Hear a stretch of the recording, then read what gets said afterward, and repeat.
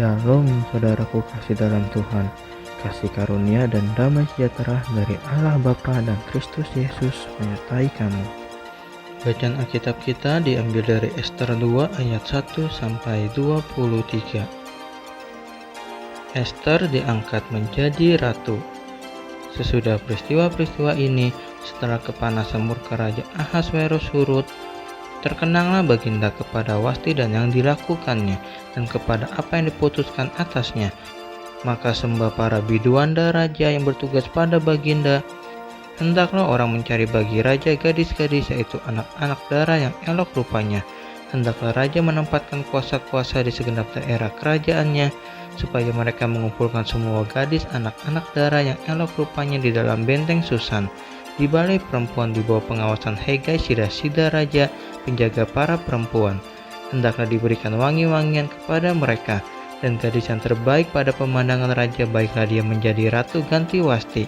Hal itu dipandang baik oleh raja dan dilakukanlah demikian. Pada waktu itu ada di dalam benteng Susan seorang Yahudi yang bernama Mordekai bin Yair bin Simei bin Kis, seorang Benyamin yang diangkut dari Yerusalem sebagai salah seorang buangan yang turut dengan Yekonya, Raja Yehuda. Ketika ia diangkut ke dalam pembuangan oleh Raja Nebukadnezar, Raja Babel. Mordekai itu pengasuh Hadasa, yakni Ester, anak saudara ayahnya, sebab anak itu tidak beribu bapa lagi. Gadis itu elok perawakannya dan cantik parasnya. Ketika ibu bapanya mati, ia diangkat sebagai anak oleh Mordekai. Setelah tidak ada undang-undang raja tersiar dan banyak gadis dikumpulkan di dalam benteng Susan di bawah pengawasan Hegai, maka Ester pun dibawa masuk ke dalam istana raja, di bawah pengawasan Hegai, penjaga para perempuan. Maka gadis itu sangat baik pada pemandangannya dan menimbulkan kasih sayangnya, sehingga Hegai segera memberikan wangi-wangian dan pelabur kepadanya. Dan juga 7 orang dayang-dayang terpilih dari isi istana raja kemudian memindahkan dia dengan dayang-dayangnya ke bagian yang terbaik di dalam balai perempuan. Ester tidak memberitahukan kebangsaan dan asal-usulnya karena dilarang oleh Mordekai. Tiap-tiap hari berjalan-jalanan Mordekai di depan pelataran balai perempuan itu untuk mengetahui bagaimana keadaan Ester dan apa yang akan berlaku atasnya. Tiap-tiap kali seorang gadis mendapat giliran untuk masuk menghadap Raja Ahasverus, dan sebelumnya ia dirawat menurut peraturan bagi para perempuan selama 12 bulan. Sebab seluruh waktu itu digunakan untuk pemakaian wangi-wangian, 6 bulan untuk memakai minyak mur, dan 6 bulan lagi untuk memakai minyak sasai serta lain-lain wangi-wangian perempuan.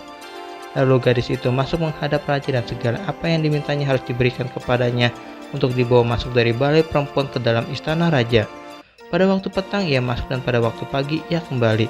Tetapi sekali ini ke dalam balai perempuan yang kedua di bawah pengawasan Sasga Sida raja, penjaga para gundik. Ia tidak diperkenankan masuk lagi menghadap raja kecuali jikalau raja berkenan kepadanya dan ia dipanggil dengan disebutkan namanya. Ketika Ester anak Abihail, yakni saudara ayah Mordekai, mengangkat Ester sebagai anak, mendapat giliran untuk masuk menghadap raja, maka ia tidak menghendaki sesuatu apapun selain daripada yang dianjurkan oleh Hegai Sida raja, penjaga para perempuan. Maka Ester dapat menimbulkan kasih sayang pada semua orang yang melihat dia. Demikianlah Ester dibawa masuk menghadap Raja Ahasverus ke dalam istananya pada bulan yang ke-10, yakni bulan Tebet, pada tahun yang ke-7 dalam pemerintahan Baginda. Maka Ester dikasihi oleh Baginda lebih daripada semua perempuan lain, dan ia beroleh sayang dan kasih Baginda lebih daripada semua anak dara lain, sehingga Baginda mengenakan mahkota kerajaan ke atas kepalanya dan mengangkat dia menjadi ratu ganti Wasti.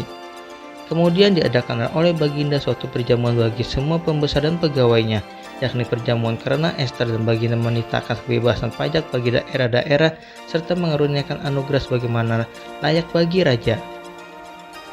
Mordekai mengetahui suatu sekongkolan. Selama anak-anak dara dikumpulkan untuk kedua kalinya, Mordekai duduk di pintu gerbang istana raja. Adapun Ester tidak memberitahukan asal-usul dan kebangsaan seperti diperintahkan kepadanya oleh Mordekai, sebab Ester tetap berbuat menurut perkataan Mordekai seperti pada waktu ia masih dalam asuhannya. Pada waktu itu ketika Mordekai duduk di pintu gerbang istana raja, sakit hatilah Bigtan dan Teres, 2 orang Sida raja yang termasuk golongan penjaga pintu. Lalu berikhtiar mereka untuk membunuh Raja Ahasverus. Tetapi perkara itu dapat diketahui oleh Mordekai.